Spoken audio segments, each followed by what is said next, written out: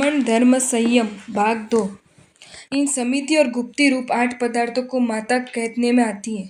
उनके अनेक कारणों में एक कारण यह भी है कि जिस प्रकार एक छोटा बालक अपनी माता के बिना अकेला नहीं रह सकता, वह घबराता है। कितने प्रलोभन भी उसे 4-6 महीने के बालक के रुदन को हमेशा नहीं रोक सकता। उसे मम्मी के बिना चैन नहीं पड़ता। और अगर जब वो बालक अपनी माता के गोद में हो तब वह एकदम निर्भय बन जाता है। दुनिया का कोई भी डर उसके मन में तब नहीं होता। उस माता के गोद में सोए हुए बालक के निर्दोष चेहरे को देखकर स्पष्ट समझ में आता है कि वह बहुत आनंद में है। साधु भी अगर अष्टमाता की गोद को न पाकर शिथिल जीवन जीता हो तो उसे इस लोक और परलोक दोनों का भय अधिक सताता है। वह शांति से जी नहीं सकता। नीचे देखकर नहीं चलने वाले को कांटे और पत्थर का भय रहता है। अंधेरे में चलने वाले को ठोकर लगने का, एक्सीडेंट होने का, सांप आदि काटने का भय रहता है। मुंहपति के बिना बोलने वाले से सामने वाले के ऊपर थूक उछलता है, तब उसे जुगुप्सा होने का डर रहता है। भूल से मच्छर मुंह में चला जाए तो उसे गले का नुकसान होने की संभावना है।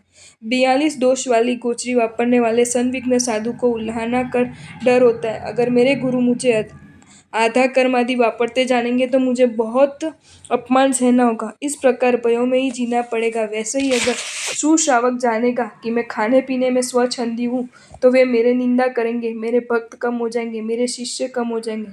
ऐसे अनेक भय उनको सताएंगे। कहीं भी देखने का प्रमार्जन करने का आचरण नहीं करने वाले को भी कई खिड़की खोलने जाते हुए छिपकली अपने ऊपर गिर न जाए उसका भय रहता है। अगर वहां मधुमक्खी का छत्ता हो तो उनके काटने का भय रहता है। संडास में जाने वाले की समाज में हिलना तिरस्कार का भय लगता है। सुश्रावकों के सद्भाव कम हो जाने का डर सताता है। अत्यधिक यानी बार बार बोल बोल करने वालों की कीमत कम होने का डर बढ़ बोला है। ऐसी अपनी छवि खराब हो जाने का भय, सभी को अप्रिय हो जाने का भय सताता रहता है। ज्यादा विहार करने वालों को थक जाने, शरीर निर्बल बन जाने, अवयव घिस जाने का डर सताता है। अत्यधिक विचार करने वाले को डिप्रेशन, मानसिक तनाव हो जाने का भय रहता है। मानो कि ये सब भय हो या ना हो, लेकिन इन सब में दुर्गति का भय, संयम विराधना का भय तो निश्चित ही है। भले वह साधु अज्ञानता के कारण भय की अनुभूति नहीं कर सकता हो, लेकिन उसके सर पर भय तो मंडरा ही रहा होता है। अगर साधु अष्ट प्रवचन माता का बराबर पालन करता है, उसकी गोद में बराबर व्यवस्थित हो जाए, तो उसे न तो इहलोक का और परलोक का भय और न ही गुरु आदि के तर्जना का भय, वह नितांत निर्भय बनकर रहता है। सुविहित गज क्रिया के मुख्य श्री हरिभद्र सुरीश्वर जी कहते हैं कि अष्टो साधु भिर्निशम मातर इव मातर प्रवचनस्य निश्चयेन न मोक्तव्या परम कल्याणमिच्छति। साधु को अपनी वास्तविक माता जैसी स्पष्ट प्रवचन माता को कभी नहीं छोड़नी चाहिए, अगर वे मोक्षाभिलाषी हो तो। एतस्य जीवस्य सदा साधोर्नियमान्न भवभयं भवति भवति च हितमत्यन्तं फलदं विधिनागम ग्रहणम। सदा अष्टमाता के पालक साधु को निश्चय से संसार का भय नहीं होता। उसे तो अत्यंत हितकारी, फलदायी ऐसा विधि पूर्वक आगम ग्रहण होता है। आज भी हम देख रहे हैं कि साधु कभी गड़बड़ नहीं करता, अष्टमाता का यथाशक्ति पालन करता है। वह वस्ती में जीवन जीता है, उसे किसी का भय नहीं। संयम पालन से अद्भुत प्रकार की खुमारी, निर्भयता आ जाती है। अगर स्वयं शिथिल हो और कोई भी बोलने से पहले घबराता हो, मेरे ऊपर आरोप लग जाएगा तो, लेकिन जिसके जीवन में निर्दोष संयम का पालन है, वह क्यों घबराए। अरे शिथिलाचारी चाहे जितनी खुमारी दिखलाते हो, फिर भी अंतर से तो वो भयभीत होते ही हैं। संविघ्न साधु का भय उनको निरंतर सताता रहता है। इसी कारण से संयमियों को अष्टमाता की गोद में रहकर हमेशा के लिए निर्भय बन जाना चाहिए। જેમ વેપારી ખોવાયા રત્નો બારીકાઈથી શોધે, માર્ગમાં તેમ મુનિ જીવોને નજર નજર નોંધે। ધન્ય તે। डायमंड बाजार की ऑफिस में डायमंड का व्यापार करने की प्रैक्टिस करने के लिए जो व्यक्ति प्रवेश करता है, उसे सबसे पहले जो मालिक होता है वह कचरा कैसे निकालना है वह सिखाता है। वह कितना भी श्रीमंत हो तो भी उसे पहले तो झाड़ू लगाना ही सीखना होगा। 15-20 दिन झाड़ू लगाना सीखने के बाद ही उसे हीरे देखना इत्यादि रूप बाकी के काम सौंपते हैं। शुरुआत में वह अकलाता भी हो सकता है कि मैं कोई नौकर हूँ, क्या मैं झाड़ू निकालने वाला हूँ, ये काम तो भंगी करता है। लेकिन मालिक उसे समझाता है कि हीरा बहुत छोटी और कीमती वस्तु है। सैकड़ों हजारों हीरों में से अगर 2-3 हीरे गिर जाए और न मिले तो दिन में किए हुए व्यापार का मुनाफा एक ही झटके में नष्ट हो जाता है। अब अगर भंगी को कचरा निकालने कहे और वह कचरे के हाथ हीरा भी ले जाए तो इसलिए कचरा स्वयं ही निकालना पड़ता है और वह भी व्यवस्थित प्रकार से निकालना होता है। ऐसे करेंगे तो ही मूल्यवान हीरे वापस मिलेंगे, नुकसान नहीं होगा।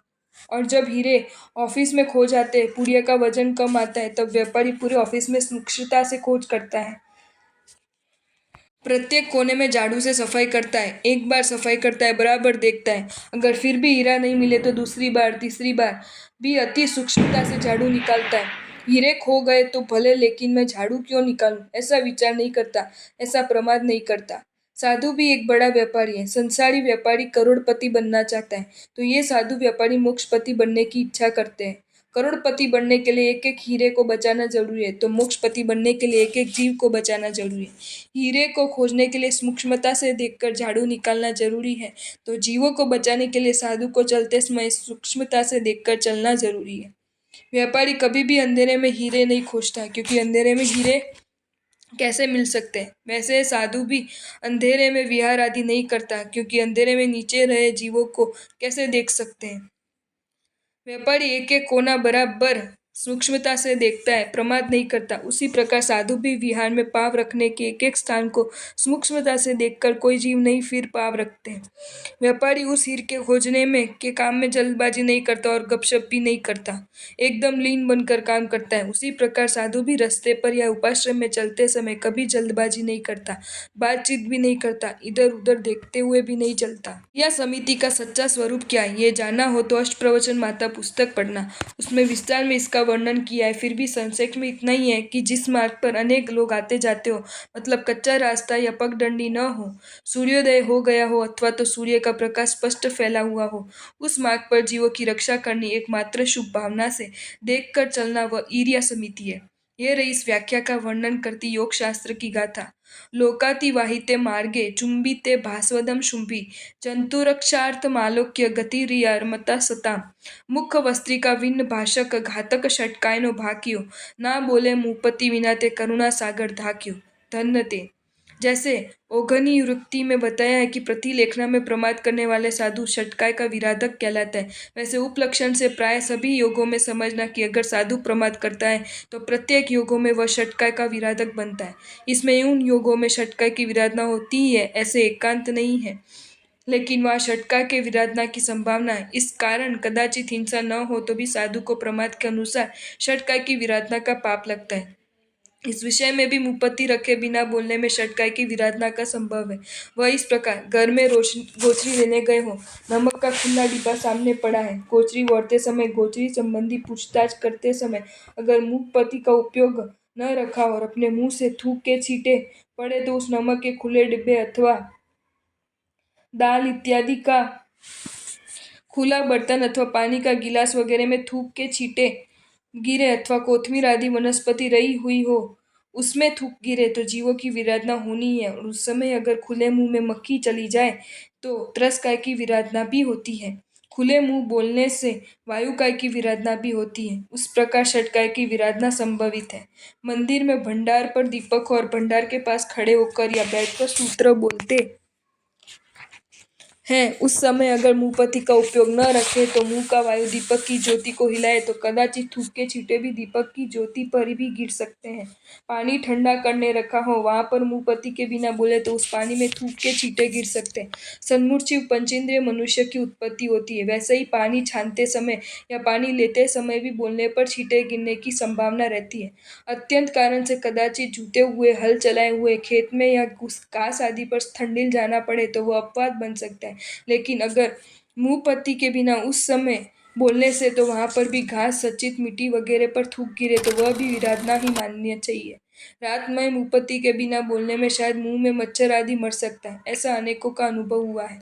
संक्षेप में मुंहपत्ती के बिना बोलने में साधु को षटकाय विराधना का पाप लगना की संभावना है ही। आपको ये वीडियो अच्छा लगा हो तो इसे लाइक करें और शेयर करें, और ऐसे ही नए नए वीडियोज़ देखने के लिए सब्सक्राइब करें हमारी channel Jain facts and stories को।